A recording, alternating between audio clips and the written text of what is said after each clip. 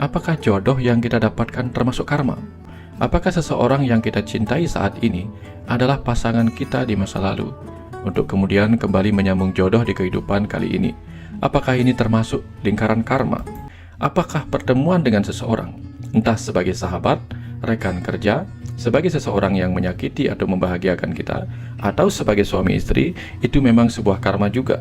Nah, ini kita perlu lihat bagaimana kisah sepasang roh yang mengalami perjalanan cinta mereka, yang kemudian dikumpulkan lewat penelitian-penelitian oleh Dr. Bruce Goldberg dalam bukunya The Search for Grace. Nah, dari sini kemudian kita tahu, dalam bukunya ini dia melihat ada sepasang roh yang memang memerlukan berkali-kali kehidupan dan menjadi suami istri untuk bisa saling belajar memahami satu sama lain. Sehingga tidak serta-merta dalam satu kali kehidupan itu sepasang roh yang terlahir sebagai suami istri itu kemudian bisa langsung saling memahami dan menyatu dalam pernikahan tubuh, pernikahan pikiran, dan pernikahan jiwa. Sehingga mereka kadang-kadang memerlukan lebih dari satu kali perjalanan kehidupan di bumi ini. Nah, tautan karma masa lalu bisa mempertemukan kembali dua atau lebih jiwa untuk kembali mengulang apa yang dulu belum terselesaikan dalam perjalanan kehidupan pembelajaran mereka. Terkadang sepasang roh itu berganti hubungan menjadi sepasang sahabat demi menjaga kebersamaan yang saling menjaga.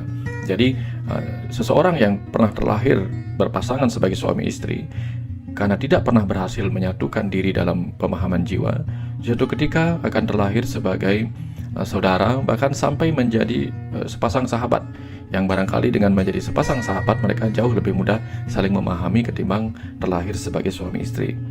Sehingga dengan demikian, ketika kali ini kita bertemu kembali dengan pasangan roh kita untuk mengalami pernikahan, di sini kita harus paham bahwa pernikahan itu sendiri adalah jalan untuk menemukan sisi lain dari diri kita dengan memahami apa yang ada pada diri pasangan roh kita yang terlahir sebagai suami atau sebagai istri kita di kehidupan kali ini.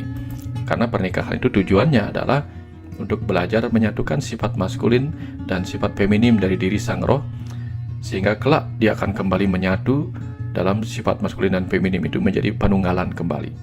Nah, ini yang menjadi tujuan dari perjodohan itu atau pernikahan di kehidupan ini.